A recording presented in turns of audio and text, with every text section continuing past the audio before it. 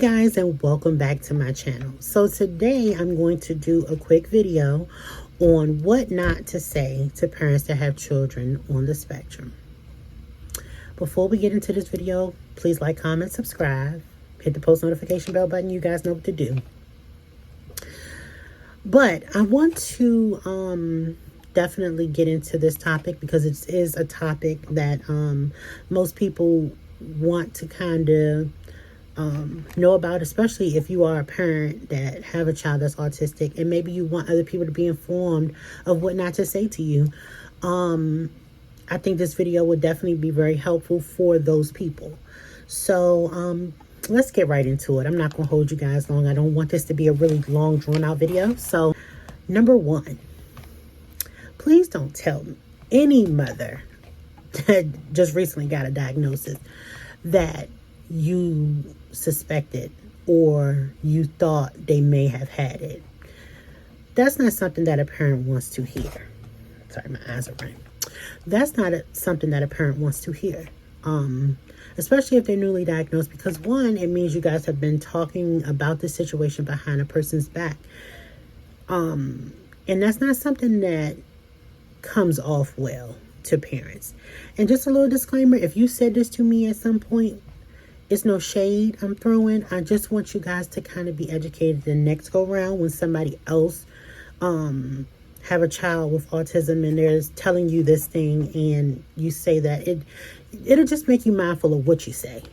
And you're not coming off, I'm sure people are not coming off maliciously with this, but I'm just telling you how it comes off to us.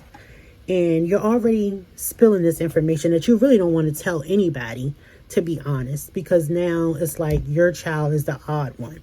So to have that, it's just definitely, for that to be said to them, is definitely not a good thing. So just be mindful. Just say, if you need me, I got you. Those are little things that you can say that gives people comfort in those times. Number two, did you get her vaccinated? Now, I've gotten this from a coworker from another company, not my current company, but another company that I was with. And then she proceeded to print out an article on how vaccinations cause autism, and then explain to me everything. And you don't want to hear that. You do not want to hear that. That's not something that you want to hear from anybody. That the vaccinations that I'm giving my child because she needs them is what's caused her autism.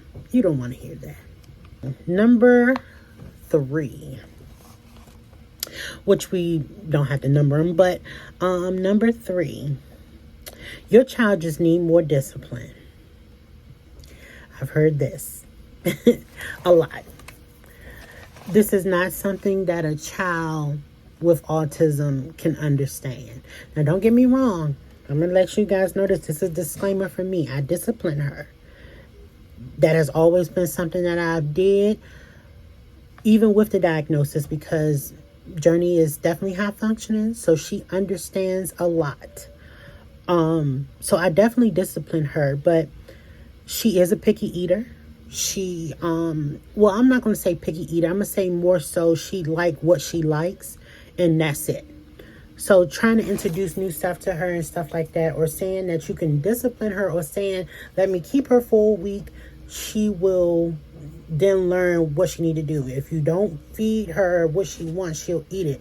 That's not the way that goes. So until you actually have an autistic child, to know that there are food aversions and things that they just will not touch, please don't say that to any parent that has a child that's on the spectrum. It's just not. It does nothing but further stress the parent out, because the parent is trying to do these things. But the child has to do them and has to be willing to do these things in order for them to work. A special diet will cure your child's autism. Now, there are people that have said that this works, and it could very well work. It just didn't work for me because my child won't eat everything. So for me to cut everything out and give her gluten, it will be a problem. Gluten-free stuff, I'm sorry, not give her gluten. Gluten-free stuff, it would be a whole problem. And then she probably would not eat. It's not a situation where she would eat. She's not going to eat. So then now the child is starving. So which one? It's not. It works for some people. It don't work for others. And my child is one of them. So don't worry. Your child will grow out of it. Well, I hope so. But the chances of that is slim to none. I hear a lot of people say, my child have grown out of autism. Toni Braxton has said that her child has grown out of autism. I think their symptoms of autism could definitely go away. But to say that they don't have it at all, I'm not sure if that will happen. But, I mean, I'm not saying that it won't. I don't want anybody to say, well, that's your opinion. You might say that's my opinion. But I don't know if that is something that actually happens. So it's just not, it's really not good to say. She doesn't look like she has autism. So what does autism look like? It's a spectrum. It may look like this in one child, and it may look like this in another child. But, I mean, what does that look like? You can say that they have certain behaviors, but again, that looks different in every child. Don't say that. It's just offensive because you're saying my child don't look autistic. May seem like it's a compliment on my behalf, but no. It's not. Please refrain from saying that to any parent, that a child doesn't look autistic. Or some people even say, and I heard this actually on a video, your child is too pretty to have autism. Well, what does that have to do with anything? It does not matter. I didn't think I was going to have a child with autism. I just didn't. And I don't even think autism even crossed my mind. I was so worried in the beginning about making sure she had all 10 of her fingers and all 10 of her toes, and that she could hear and that she could see. That's all I was worried about in the beginning. So just refrain from saying that, okay? I don't know how you do it because I couldn't. Like I chose to do this. You think I said, pick me, give me her with autism. No. And this is just being honest. That's not something that you should say to anybody. I couldn't do it. Well, you don't have to. I do. But thanks for letting me know that you couldn't do it, because it's a lot. And that's what you're saying. It's a lot of work.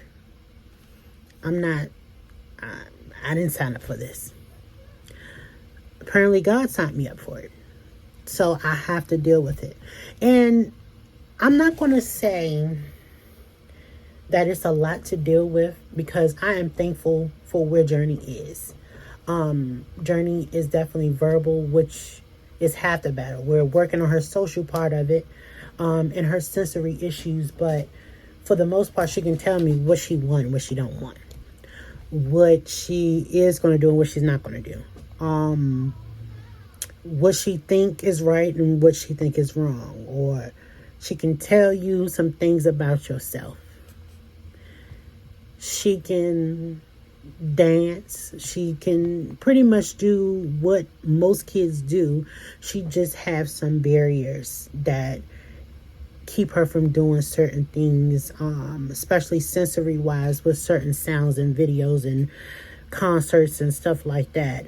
But for the most part, she appears to be typically developing. She's very smart. So in a lot of ways, she is amazing in what she does and stuff. So I don't have the thing, where I'm just like trying to figure out what she wants, what she needs. She normally tells me those things. But you just got to be mindful of what you say, especially, and don't get me wrong, verbal autistic and nonverbal autistic is two different things, and it's so much harder for the parents that have children that is nonverbal, because it's hard for them to kind of really understand what their child needs and stuff like that. Especially, please don't say those things to them.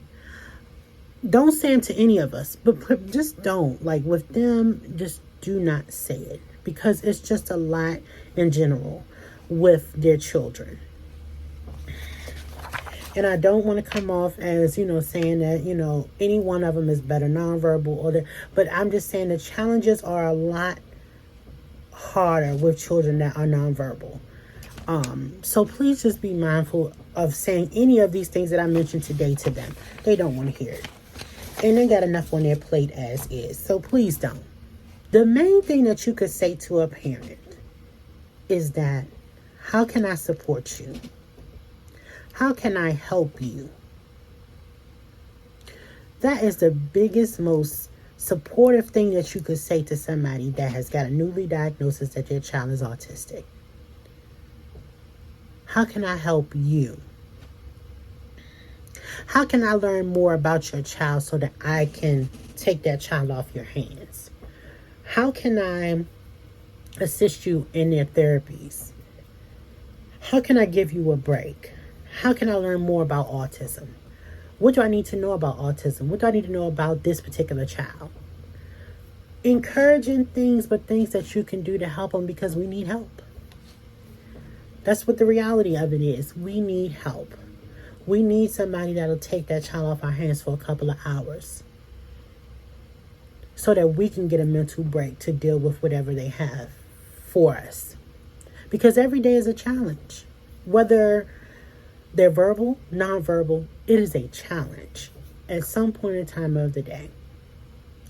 Journey just came in here after, she has to plan her day out. So everything has to be structured for her. Mommy, 12 o'clock, lunchtime. Everything is clockwork for her. If it's not done during that time, it's a meltdown. So this is something that I have to deal with, that her dad has to deal with when he gets home. And this is things that we deal with on a daily basis. Journey was homeschooled, so I was dealing with it every day and still dealing with it every day until she starts back to school in September. It's just what happens. So just please, if you don't get nothing else from this video, what I just said, please take it. Please refrain from asking anybody else these questions that get a newly diagnosis or that have a child with autism, period. It is very important, and people do not understand that it's a lot. Sitting at therapy centers for hours on end when the other neurotypical children are at baseball game or at soccer or just doing fun stuff. We are sitting in therapy centers in the afternoon waiting for our child to be ready to be picked up. Or to get reports that your child, is not meeting their milestones that they're supposed to be meeting, in these therapy centers. We have to hear so much. Or to sit in IEP meetings and have to hear that your child is not where they need to be. And that's something that plays constantly. Every time we have IEP meetings 3 times a year. And we have to hear these things. So just be mindful. View this video if you're trying to learn something over and over again. Take notes on this video of what not to say. And then you be that supportive person for that person that's got that newly diagnosis, because we need it. We need a listening ear. We need somebody to just hear us. I remember feeling so alone when I first got that diagnosis for Journey, because nobody in my family has autism. So I literally had to learn how to deal with her on my own. It wasn't something that I had a handbook of. Okay, your child is autistic. Here's a handbook. No, it wasn't that. So just be mindful of that. I want to thank you guys so much for watching my video. Please like, comment, and subscribe to this channel. And just be kind to everyone. Be kind to others. Be kind to people that have newly diagnoses of their children when they come to you. And I promise you, if you answer them like how I just explained to you guys to answer them, how can I support you? I promise you, you will get a positive vibe from them. All right. See you guys in the next one. Bye.